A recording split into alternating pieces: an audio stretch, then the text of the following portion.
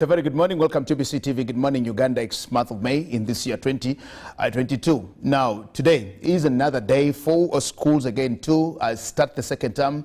Of course, some schools started last week, and we now know that from today going forward, schools again open for the next term, and of course, trying again to manage it, having come out of the 2-year break of the COVID-19 pandemic, still managing slowly by slowly.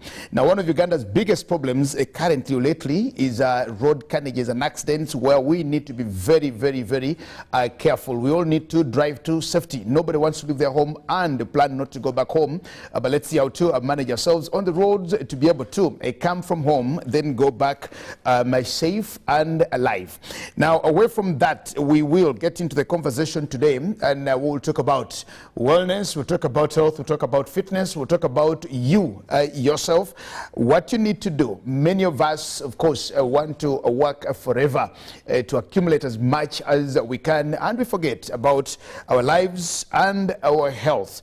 Now, joining me today, this morning in studios, is Miss Jane Baine, Mrs. Jane Baine, and she is the proprietor for Sleek and Slender, a wellness organization or company or club, whatever that is. She's with me in studios, and she will talk to us. You're very welcome, Jane. Thank you so much. I'm so glad to be here. Very excited. Thank you very much, and yes. A very good morning. I am happy to have you today.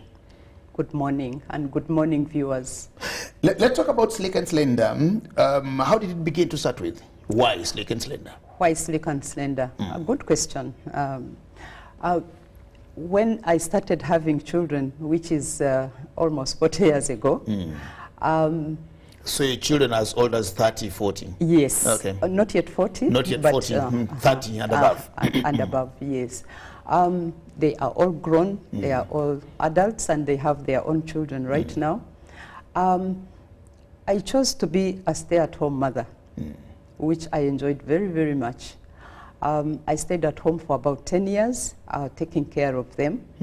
And in the 10 years, certain things started to happen that I did not expect, or nobody warned me about it. But by the time I had my third, fourth child, I was weighing an excess of 20 kilograms. And I wanted excess, yes. When I started having my babies, I was about 60-something kilos. Before I knew it, I was heading for 90 kilograms. Wow. Yes, and I want to tell you that those kilograms were making me sick. And I started to look for solutions. I tried all sorts of things. I tried the few gyms that were here. I won't mention names, but some of them were not giving you what you wanted. Yes, exactly. Yes, there's one particular one which had a huge carpet, so the moment you start jumping, the dust covers your face, and that was not for me. I tried swimming. Swimming was good. It gave me some good results, but it damaged my hair, it spoiled my skin, and I ran away from it.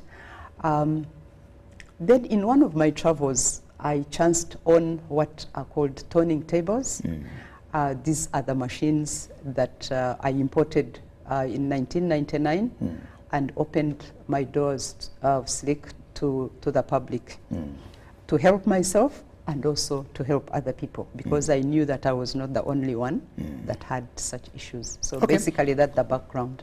Of getting to Sleek and Slender. And yes. The name itself, Sleek and Slender. Yes. Yeah, what prompted the name, Sleek and Slender? This name, it just appealed to me, but it was a family decision. One of my daughters, I think, was in Namagunga, and one Sunday when we went to visit, we sat down and checked through the names that I had written down, and every member agreed that our new premises or our new business should be called Sleek and Slender, and that's how it came to be Sleek and Slender. Okay. We've just added wellness, and Sleek and Slender, wellness. Okay. Yes. Let's talk about what you actually do. At Sleek and Slender, you've talked about the turning tables for weight loss, stress relief, and you know, lately we've been told we need to exercise. And people do exercises, they expect instant results. Some do not have a timetable, some do not know what to do. People are on the roads walking, people are running around, people are into gyms, people are into steam baths, people are into saunas, people are into all these things. And of course, lately, even on social media, you find everybody is now an expert at nutrition. They tell you what to eat and what not to eat, and lots of things, yes. To try and see how to actually manage and find a good health, a good life. What needs to be done, and what should it be like if we are talking about wellness or fitness and all the things? What needs to be done? What are those basic things that we need to do? At Sleek and Slender, we use basically 4 principles, or shall I call them modalities, all leading into what I like to call preventive medicine, or you can say alternative medicine. And unfortunately, for a lot of people, they do not know that it takes many little things, not just one thing. I know there are people who are exercising themselves into a coma, which is a big mistake. You don't have to walk 20 kilometers a day. That you are saying that you are looking for fitness. That's a bit too much. Unless, of course, you are preparing for Olympics. You don't need... Where you'll be required to walk for 20 minutes, so 20 kilometers. 20, You don't need 20 kilometers. You could do maybe 3 kilometers, 2 kilometers, depending also on your fitness level. Because if you are just starting out, please do not exhaust your body, because you can end up in problems. And right now, there are many people in their 30s, in their 40s, 50s, whose knees are hurting, the back is hurting, and then you are subjecting your body to that kind of, I want to call it abuse. So everything that you do, whether it is exercise, whether it is eating right, whether it is drinking, you must do in moderation. And this is what I emphasize. What are these 4 modalities that you emphasize, which are they that you do? At Sleek and Slender, it's about nutrition. Okay. It's about the importance of exercise, because some people exercise and they have no idea what exercise is meant to achieve. That's why some people abuse it. And some people do at the beginning of the year, say in January, and then they wait for another January. The importance of an exercise regime that is consistent, that is sustainable. And this is why I always tell my clients or the people that I interact with that it is good to look for something that is, that is okay with you, something that you like to do. I like to do turning tables. I do my exercises every day, Monday to Saturday. I rest on Sunday. Look for something that you like to do. If it is walking, stick with walking. Even if you do it just twice in a week, 3 times in a week, but do it consistently. If you like to swim, do it consistently throughout the year, not to do at the beginning and then. Stress management is the 3rd modality that we use at Sleek and Slender. The moment you enter like this, you will just know, because of the environment, because of the ambience at Sleek and Slender, you will know that this is the right place for me. I know this because my clients do talk to me and I really listen. And they even write for me testimonies, which I'm hoping to publish at some point in life. The 4th is attitude. And attitude is a little thing, but it can have very, very serious impact. I don't want to mention the professions, but there are places, you enter, and the person supposed to be receiving you the moment you greet them. The way they back at you, the way they... The response, the attitude, yes. The attitude. So somebody wrote, John Maxwell, I'm sure you've heard about John Maxwell. Read several books. He says that attitude will determine, your attitude will determine your altitude. How high you go. How high you go. So a lot of us are not even aware of these things. So it is very, very important that as you go through life, and by the way, I really like to, I feel so happy when I receive people who are still young as clients, 19, 20, because we start at age 18. I like to teach these young people to influence them so that they can be the ones to influence the next generation. Because we are a sick nation. We used to think that that all these problems were in America or in Europe, but the problems are creeping on us because our diets are wrong.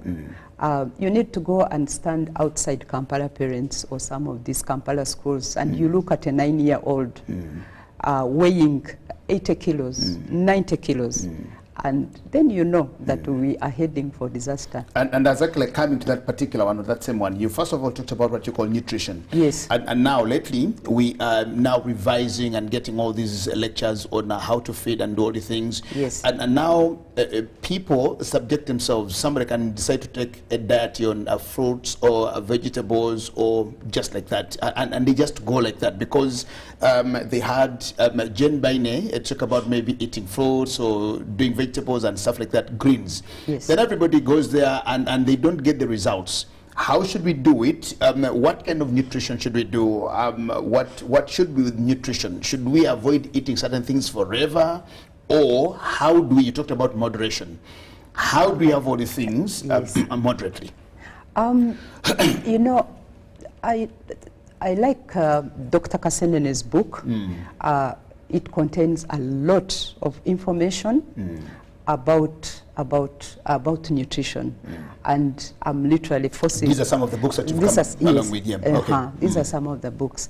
The thing that I'd like to really point out is that we need wisdom.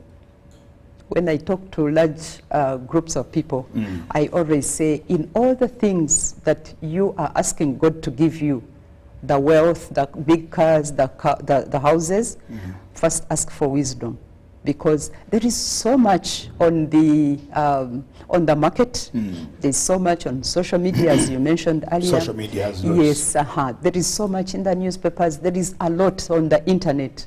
So if you are, if you don't seek wisdom and know that you need to sieve through this information and get things which are going to benefit you, then you are going to end up sick. And in fact, some people are actually sick because they are not getting the nutrients that the body needs.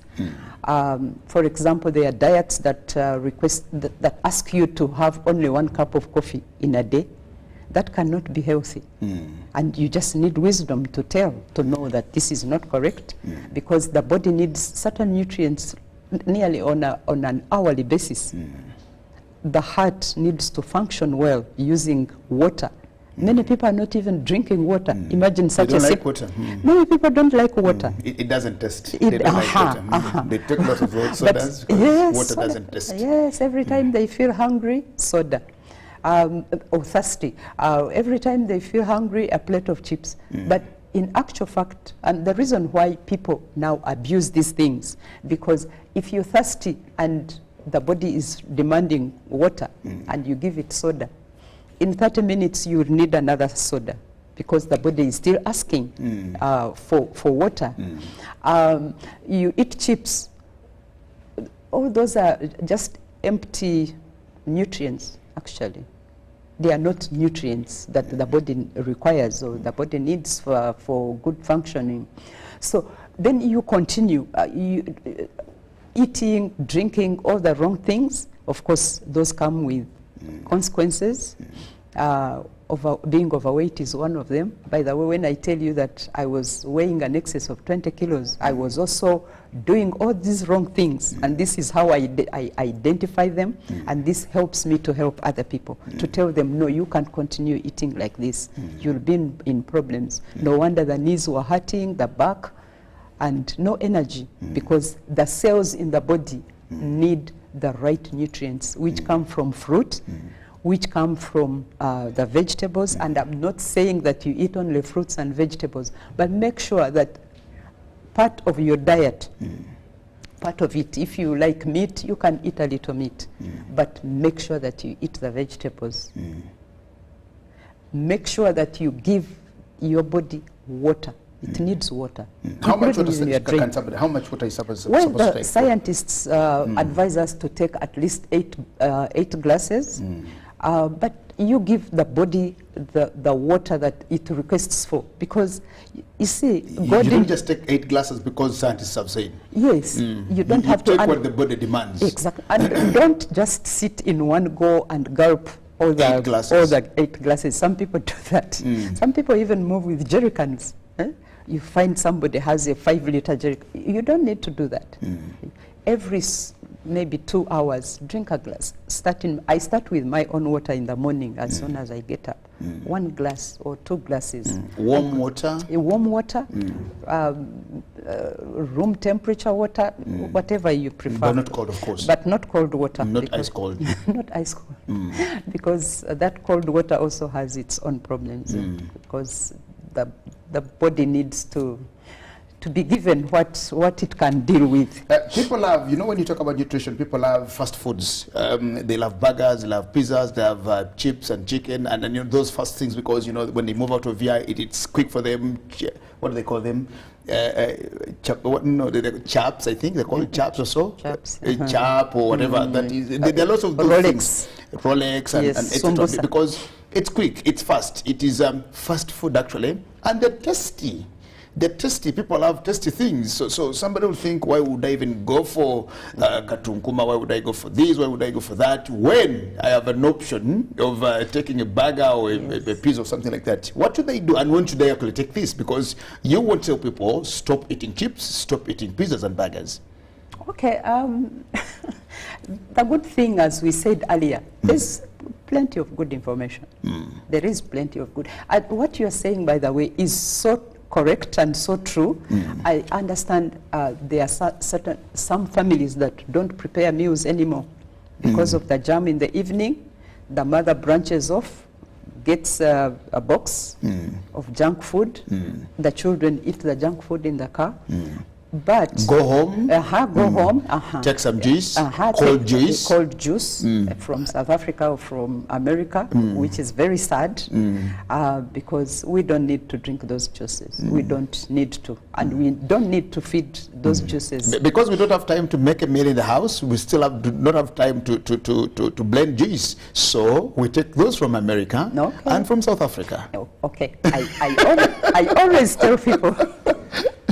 Yes. I always say to people that you can continue enjoying that kind of lifestyle. I call it a lifestyle. Actually, some people think that it is stylish to buy those things, to eat the sausages, to eat the things in the morning, what most families now in Kampala take for breakfast. I always say to people that there's going to be chiboko. There is going to be chiboko sooner or later. Yes, when you go to your doctor, and of course, this is another thing that I'd like to mention here on this show about medical checkups. Many of us Africans don't do that. We don't check. Because certain things, certain diseases, the Ministry of Health calls them non-communicable diseases. Non-communicable diseases, NCDs. You already know about them. Where do those diseases come from? You are not catching from your neighbor, like COVID. You are manufacturing your own diseases in your own body using a knife and a fork. And those are quite many. A silent killer. Silent killers. Jane, we don't want to go for medical checkups because we don't want to be told the bad news. When COVID came into this country, we were running away from testing for COVID just because we didn't want to be told that we have COVID. You rather just manage your way, find a way of managing yourself, go steam, do all the things, but you hated to be told. I like what you are saying. When I was growing up, there was I think it's an English saying that ignorance is bliss, but I don't believe that. I don't believe that ignorance is bliss. It's not, because things will, now diseases like hypertension, like diabetes, when you are slapped with a diagnosis, it's not, the disease has not just happened. It's been cooking in your system for even up to 8 years, even up to 20 years for diabetes. People say that, the scientists tell us that. So if you had been checking, and in fact this brings me to something that I'd like to share here on this show. About 12, 13 years ago, I was borderline for diabetes myself. Though I had been doing the right things, I was exercising, I was eating right, but because I have a gene, some people are predisposed for certain illnesses. So I was at the borderline. Fortunately, I found a book. The book is here. Pre-diabetes. Pre-diabetes. I read this book, and all the tips that this doctor, who is already diabetic, and she wrote this book to save people, from getting into full-blown diabetes. So I got this book. I read all the tips and implemented a lot what you need to know to keep diabetes away. Yes, away. I've been free of diabetes for 12 years. How much money do you think I have saved in those injections, the tablets, the lack of energy once you're thrown into full-blown diabetes? So suppose I had not known my reading, I would have continued until I was slapped with a diagnosis of diabetes. And diabetes is a very, very costly disease. So people had better know. People tell you, I have lived like this, and I've not known that I have diabetes for the last so many years. So if I go for a checkup today and I'm told, then people get worried and even ask questions of why did I even have to go to the hospital for checkups? Yes. Because before today, I was okay. Now, after this hour, I start feeling the panic because I now know my status. Yes. And people don't want to get to those things. Let me tell you one quote which I like very, very much. By a philosopher from many years ago, about Jesus' time. The philosopher is called Seneca. I don't know if you have read some of his books. He said that as long as you live, you must continue learning how to live.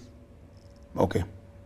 As long as you live, you must continue learning how to live. The moment that you stop learning how to live, and for me, I read every day. I must find, even if it is just 10 minutes, even if it is just 15 minutes, I must read at least a paragraph. I must read at least a topic here, a topic there. And okay, you may say it's because I'm taking care of so many people. And by the way, I do take care of so many people, including the leaders in this country. Slick and Slender takes care of many people from all walks of life. So for me, it's not even just about reading for myself. Okay. I have to read so that I can influence other people, so that I can add value, add information. Which, by the way, what is very, very funny, we even have medical doctors coming to us and also learning things that they never learned in the medical school, because medical school teaches doctors, conditions them on how to treat people who are already sick. But we are saying, no. Don't get sick. Don't get sick. Or if possible, postpone the sickness. Become sick, get a stroke when you are 70 or 80, but don't get a stroke when you are 35. Because 35-year-olds are getting strokes. You already know people who got a stroke. You already know. When I was growing up, I didn't even know about stroke. It's a condition that I learned only a couple of years ago because of my work. Okay. Yes. From your interaction with the various patients, the people that come to you, and for the time that you've done this, I don't know how long you've been doing this. 23 years. 23 years. Yes, and counting. Yes, of course. Yes, And yes. for the 23 years that you've been doing this business of managing people, health, stress management, etc., what are these likelihoods that you found amongst the people that you realize are one of the bedrock of our problems? What are some of these things that you look to and say, okay, my interaction, my experience for 23 years is majority of our people behave this way, and that's why we have this, and this is how we can avert it? Okay, I like what you said earlier about the junk food and how tasty it is. And the other thing is, some people don't know. A lot of us have peasantry backgrounds. You arrive from wherever you have arrived from. You arrive from Kumi, you arrive from wherever. Tororo, yeah, wherever. Hakoima. You arrive here. In our villages and in our setups, we ate a lot of beans, we ate a lot of ntura, we ate. When you arrive here, you're like, you're tired of beans and intula and yes. vinyevo. Then you get some bit of money, you must eat meat. And then you start. You have meat for breakfast, you have meat for you know, the break tea, sumbusa. Sumbusa has meat. For lunch you have meat, for dinner you have meat. In a very, very short while, the doctor is going to start warning you. Or those diseases will be the ones to stop you in your tracks. So it is a question of, and this shift, by the way, it has been documented by scientists, this shift from rural areas into the urban areas is causing a very dangerous shift in how we, first of all, how we are feeding our bodies, and also the diseases that we are suffering. When I was growing up 50 years ago, 40 years ago, I didn't know of anyone suffering from hypertension. But right now, even primary school children are suffering from hypertension. Some are suffering from type 2 diabetes. Okay, there is the type 1, where a kid is born with a pancreas that is not functioning well. But type 2 diabetes, which is brought by lifestyle. So I just think that we need to go to the basics. And by the way, before we end the show, I'd like to appeal to the Ministry of Health. I've been wanting to go in there and see how we can partner with us who are doing preventive medicine, see how we can partner and see if there is something that we could add. In the hospitals, there could be just a small unit just teaching people. I'd be very, very glad to do that. For 30 minutes, all those sick people who are waiting for one doctor, just give them a few tips. Okay. The world is so demanding. People are looking for money. People are taking children to school. Bills are like pills. Everything is very expensive. The cost of living has risen. Quite a number of things are happening to the people, and you find that people have time to maybe rush from their homes to workplaces, to go spend the whole day there working, go back home with lots of demands onto them, and they don't they don't know how to feed well, they don't feed on time, they have no time for exercises, they don't rest enough, because this is demanding, that is demanding, this is demanding, that is demanding, and where will people find time to maybe read a chapter like you talk about? Where will people find time to do exercises? You do exercises Monday to Saturday. Where will people find time to actually say, today I will walk and do all the things? And well, people are thinking and saying, I have 24 hours like you have 24 hours. But of my 24 hours, 8 hours I'm needed at this place of work. When you look at the traffic jam between where I work and where I stay, lots of things. And there's a contention of time management and how to balance all the things. What should people do to manage themselves? I agree with you absolutely, because people are busy. The demands are so many. But for you to even be able to manage that busy schedule, for you to keep yourself well, you must create the time. Even if you just take 10 minutes. You could wake up early, because a lot of television stations now offer exercises in the morning. When you get back home in the evening, I know you're so tired, you could just walk around your compound. And this is, by the way, why we open at 5 a.m. Every morning, and we are open until 9 p.m. A session at our place takes only 1 hour. So a lot of our clients actually do come in the morning before they head to work. And you are saying that people don't have time.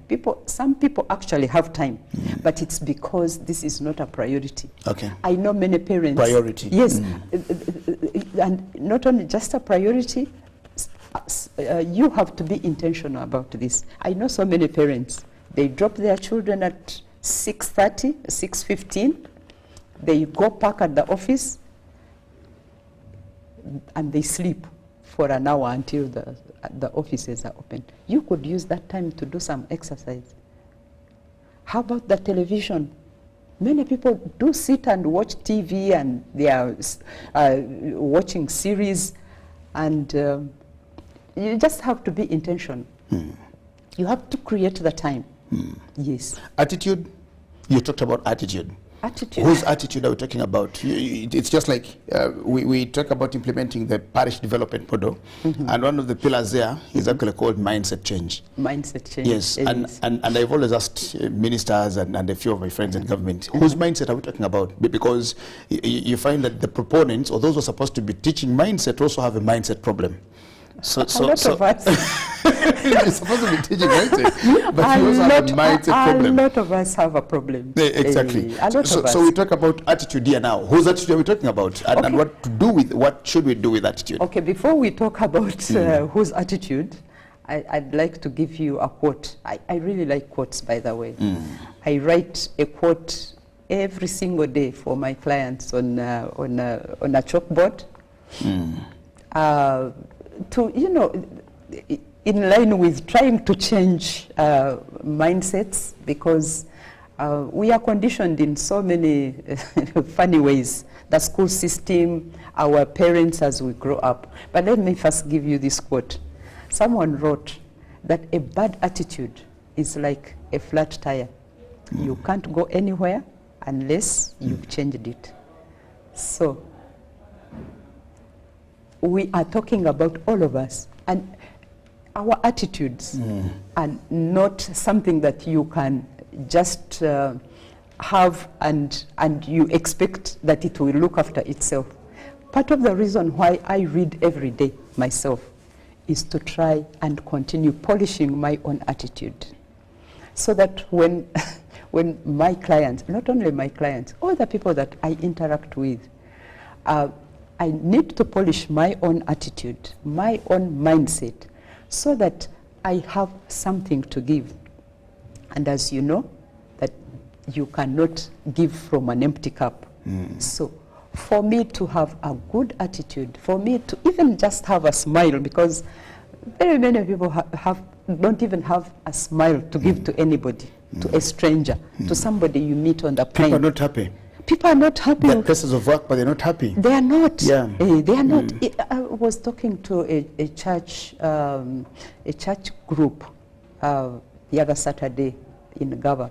I was telling the ladies, please just do yourself a favor, because if you are not happy, you are a Christian, you are so miserable, and yet you are telling other people that Jesus came so that we could have an abundant life. You are not having an abundant life when you're so miserable, when you are a nuisance to yourself, to your family, to your work, at your workplace. One time I was speaking to another large group of marrieds about 4 years ago, and I was talking about toxic people, because if you do not polish up, if you do not get rid of the baggage, because we all are carrying baggages from our past, from our parents who are not there, relationships, work, etc., etc. We are all carrying baggages, and I always warn the ladies: if you get past 50 and you still are carrying baggages from 20 years ago, you are going to be in trouble.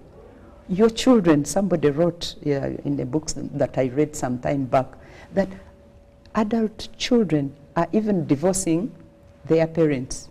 Can you imagine to be divorced by your own kid that you raised, that you invested so much, and then the child says, no, you're no longer my mother. Why? Because, yes, because of your attitude, just attitude, because you want to show that you know some of these things. I don't even need. So I was talking to one big group, and I was talking about people who are toxic, people that you don't even want to be in their presence, even for 5 minutes. In fact, I also have some, very few now, because a lot of them now are at a distance, because they know how I live my life. You just want to wave and pass. You don't want to be there. One lady who is a medical doctor put up her hand, said, you don't even need to worry so much explaining, because some of us are those toxic people. She said that? Yes, she said, in a large group. So don't bother yourself explaining too much. Don't even explain. We are the toxic people. We know what we are and who we are. We know. So the mindset thing is a big thing. And who is supposed to change, or who is, all of us, it's all of us. Me inclusive, the pastors inclusive, church leaders, our leaders, we all need to work on our attitudes and on our mindsets. Because if we don't, the price is there. Yes. Just finally, before we get out of studios, what would you love to tell the people, especially about what you do, how you do it, and what they should take, what should be the take home from this very good conversation on a Monday morning? I'd like to say that our health, or your health out there, is an individual responsibility. There's nobody who is going to do it for you. I help to empower, to educate, to show, to give tips on how one can look after herself or himself. But ultimately, it is an individual responsibility, and one has to be intentional about it. I want to thank all my clients, especially those people who have really believed in me, who have been walking this journey with me for the past 23 years. Not so many, but there are some who started with this wellness center, and they are still at Slick and Slender. So we are based at Plot 1 Katonga Road, a place that is directly opposite the Embassy of South Sudan. Actually, we access just from Sezibwa, just right here, walkable distance from this studio. So you have no excuse not to come. Not to come. Wow. Yes. So individual responsibility, once we know, because the doctors, I want to say that doctors are so busy. They were busy before COVID. Now it's even just too much. They are overwhelmed. They don't have the time to sit with you and even share with you books like this. They don't have the time. And we all know, because COVID unmasked many things, that our healthcare system cannot handle. And even in countries where they have a super healthcare system, you saw how people were dying. So this leaves you the responsibility, you as an individual, to take care of yourself and also take care of your family. Because if you don't, it's costly to be sick. It's very costly. Very, very costly. We saw it during COVID. We saw, yes. Yeah, we saw it. People were selling houses. We saw it. People were selling. We lost a pastor in I think, Kalungu. Yes. And his bill was, I think, 230 million shillings in hospital. Yes. Then the hospital said, please pay, I think, 80 or something. Yes. And they couldn't even find the 80. The bill was 230 million. That's a lot. Then the hospital said, we'll reduce for you. Pay 80. And they said, even at 80, if you want to stay with the body, and to you. It's funny, but it's not funny. Funny, but not funny. Not funny. Yeah, yes. Funny, but not funny, because 230 million shillings to actually get a dead body from the hospital. It's very sad. Very sad. Very sad. And very sad. Suppose the money was there and you paid that money. Where does that leave your family? your children who still need school fees. Even if the parent doesn't die, Yeah. but you've spent 230 And million 30 shillings million. in hospital. Yes. Even if you went back with life, Yes. but without 230 million shillings Uh-huh. in, where would you Taken start up- from? Where do you start from? Thank you. Yes. Thank you so much, Jen, for having allowed to join us this morning on UBC TV here. And this is Sleek and Slender. It is basically about health. Now, you came with very good books, and these are all your books. There is Fit for Life, there is Eat Your Way to Wellness, What You Need to Know to Keep Diabetes Away, there is You Can't Afford to Get Sick. I think I love this, that. Another very good one. Very This good. says You Can't Afford to Get Sick, Andrew Weil. Your Guide to Optimum Health and Healthcare. Now, this is another very good one. Now, you can't afford to get... now, there's also God's Pharmacy. Yes. Not these other pharmacies now, where you go, but now this is the pharmacy of the creator of heaven and earth. You know, God's Pharmacy. Eat Yourself Well, and this is another very good one. Of course, there is this, I think, which I have read, Dr. Paul Kasenenez. Yes. This is another very lovely one. And you read these books. You read them. This is just a small fraction of what I've had to educate myself about menopause, about men issues. Fit for Life, another very good one here by Marilyn Diamond. Another very good book, Eat for Life, the weight loss plan. And I think people want to lose weight and you know, they get onto all these different programs and they get disappointed that after a couple of weeks, nothing has happened to them, then they say, well, but we thank you so much. And you said you are at Nakasero? Yes. Just Katonga here? Katonga Road, but we access from Sezibo Road, and we are directly opposite the Embassy of South Sudan. Yes. Okay. Yes, as you go down to the traffic lights. Okay. Yes. At Fang Fang. Just below Fang Fang. Below Fang Fang. Yes. Okay. Yes. Well, thank you so much for having allowed to join us. Jen Baine is a proprietor of a Sleek and Slender Wellness. Wellness. Thank you very much. We'll stop it here for tonight or for today. My name is Jagenda Semakula Ziksoka. Shalom.